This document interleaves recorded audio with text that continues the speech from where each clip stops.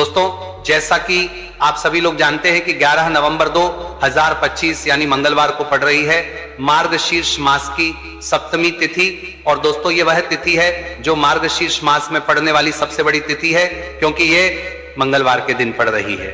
और मार्गशीर्ष महीने की सप्तमी तिथि मंगलवार को पड़ जाए तो आप लोगों को एक छुटकी काला तिल वाला उपाय तो अवश्य ही करना चाहिए।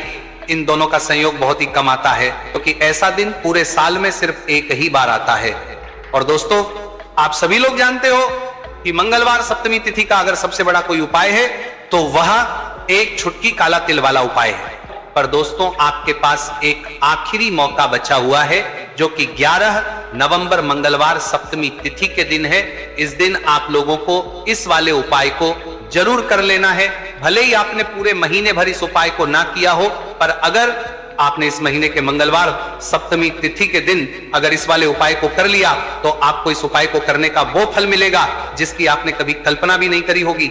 और आपको इस उपाय को करने का फल मिल सके दोस्तों, यह उपाय पंडित जी ने अपनी अभी की ही श्री शिव महापुराण की कथा में बताया है। तो चलिए दोस्तों, उपाय को शुरू करते हैं। देखिए, ये इस मार्गशीर्ष महीने के मंगलवार सप्तमी तिथि के दिन ये इतना खास होता है, इतना महत्वपूर्ण होता है। देखा गया है कभी कभी बड़े बड़े पूजा पाठ अनुष्ठान से जो मनोकामना पूर्ण नहीं होते, वह मार्गशीर्ष महीने की मंगलवार सप्तमी तिथि के दिन एक छोटे से उपाय करने से ही आपकी मनोकामना पूर्ण हो है। और बहुत सारे लोगों ने इस उपाय को किया भी है और उनको इस उपाय को करने का फल भी जरूर मिला है। अगर आप लोग भी इस उपाय को करना चाहते हैं तो आप इस उपाय को पहले अच्छे से समझ लेना, सुन लेना, उसके बाद करना। आपको इस उपाय का फल जरूर मिलेगा। और इस उपाय को कर लेने से आपके घर में चाहे किसी भी प्रकार की दुहक और समस्या क्यों ना चल रही हो, आपको उसका कारण भी नहीं पता है कि भाई ये समस्या किस कारण से चल रही, उसका कुछ भी कारण हो सकता है, जैसे पितृदोष हो सकता है या किसी भी तरह का मंगल दोष भी हो सकता है। तो इस दिन आप लोगों को ये वाला उपाय कर लेना है। ये एक ऐसा उपाय है जिस उपाय को अगर किसी विशेष दिन पर किया जाए तो भाई उस विशेष दिन का जो है वह तो हमें मिलता ही मिलता है, पर हमने उस दिन पर इस उपाय को किया है तो हमें उससे भी बड़ा फल मिलता है। लेकिन उससे पहले अगर आप लोग चैनल पर पहली बार आए हैं तो हमारे चैनल को सब्सक्राइब जरूर कर लेना और इस वीडियो को लाइक करके कमेंट बॉक्स में श्री शिवाय नमस्तुभयम ओम नमः शिवाय जरूर टाइप कर देना। और जो ये वीडियो देखेगा भाई, उसको एक छुटकी काला तिल वाला उपाय जरूर करना चाहिए, क्योंकि इस दिन काला तिल का भी बहुत ही बड़ा और विशेष महत्व होता है। और बात आ जाए एक छुटकी काला तिल वाला उपाय की, तो ये सोने पे सुहागा वाली बात हो जाती है और ये एक बहुत ही बड़ा उपाय हो जाता है इस मंगलवार सप्तमी तिथि का। तो अब दोस्तों, इस एक छुटकी काला तिल वाला उपाय को आखिर करना किसको है, सबसे पहले हम लोग वो बात जान लेते हैं।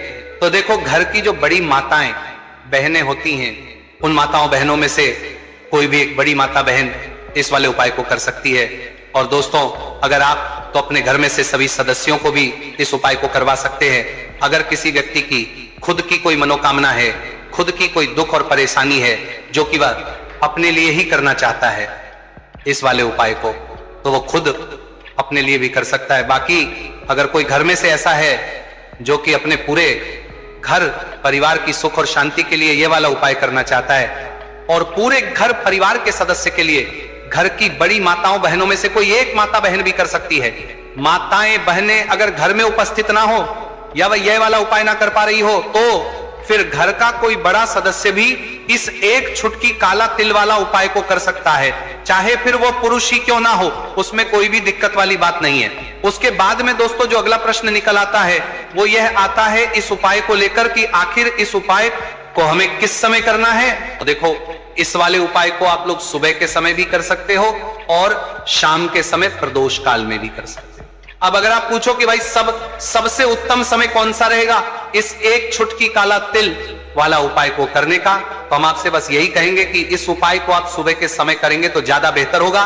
बाकी अगर प्रदोष काल शाम के समय भी करेंगे तो भी अच्छा होगा, उसमें कोई भी दिक्कत वाली बात नहीं है। कि सुबह अगर हम उपाय को करेंगे तो हमें कितने बजे से लेकर कितने बजे तक के बीच में करना है, और शाम के समय प्रदोष काल में करेंगे तो हमें कितने बजे से लेकर कितने बजे के बीच में करना है।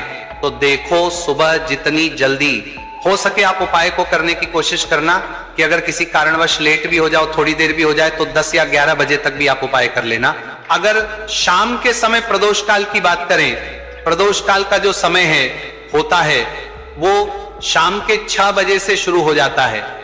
मतलब शाम के 6 बजे से लेकर 7 बजे के बीच का जो समय होता है, यह समय प्रदोष काल का समय होता है। तो आप उपाय को 7 या 8 बजे के बीच में भी कर सकते हो। मतलब शाम के 6 बजे से रात 8 बजे के बीच में आप कभी भी इस वाले उपाय को कर सकते हो, उसमें कोई भी दिक्कत वाली बात नहीं है। यदि आपके जीवन में संकट बहुत ही अधिक चल रहे हो, समस्याएं बहुत ही अधिक चली हो, एक एक रूप खर्च करने आपको बस ओढ़ रहा है, या फिर आपके विवाह से जुड़ी हुई कोई भी समस्या हो, या आपके व्यापार से जुड़ी हुई कोई भी समस्या हो, तो आपकी ये सारी समस्या इस मंगलवार सप्तमी तिथि के दिन समाप्त होने वाली है।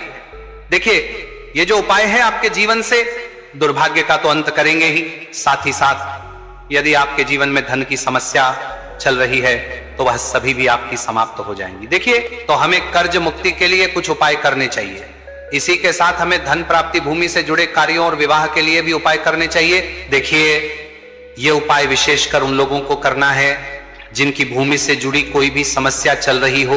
देखिए, इस उपाय के लिए आपको थोड़े से काले तिल ले लेने हैं। देख, आपको मात्र एक चुटकी काले तिल ले लेने हैं, इसी के साथ में आपको थोड़ा सा शहद ले लेना है, फिर सबसे अंत में आपको एक लोटा शुद्ध जल ले लेना है, और इन सभी सामग्रियों को आपको लेकर के पहुंच जाना है भगवान शिव के मंदिर में। देखिए, पूज्य गुरुजी ने बताया है कि इस उपाय को आप सुबह से लेकर के शाम तक किसी भी समय में कर सकते हैं। देखिए, मंदिर पहुंचने के आप जो काले तिल लेकर के गए थे, उनमें आपको थोड़ा सा शहद लगा लेना है। देखिए, आप जो शहद लेकर के आए हैं, उस शहद में आपको ये काले तिल अच्छे से डुबो देना है, और शहद से युक्त ये जो काले तिल हैं, इन्हें आपको शिवलिंग पर अर्पित कर देने हैं, या फिर आपको शिवलिंग के चारों तरफ अच्छे से काले तिल का लेपन कर देना है। श्री शिवाय नमस्तुभयम, इस मंत्र का जाप करते रहना है। पूज्य गुरु जी ने बताया है कि सिर्फ एक मंगलवार सप्तमी तिथि यह उपाय करके देखना, और आप स्वयं देखेंगे कि 2 से 3 महीने के अंदर आपके जीवन से जुड़ी हुई जो भी समस्याएं हैं, बस सभी समस्या बहुत ही जल्द महादेव की कृपा से दूर होने लगेगी। अब हम जानते हैं दूसरे विशेष उपाय के बारे में। देखिए, इस उपाय के लिए आपको एक प्यारी सी बेलपत्र ले लेनी है, इसी के साथ में एक लोटा शुद्ध जल लेना है तांबे के पात्र के अंदर, और इसी के साथ में आपको थोड़ा सा शहद ले लेना है।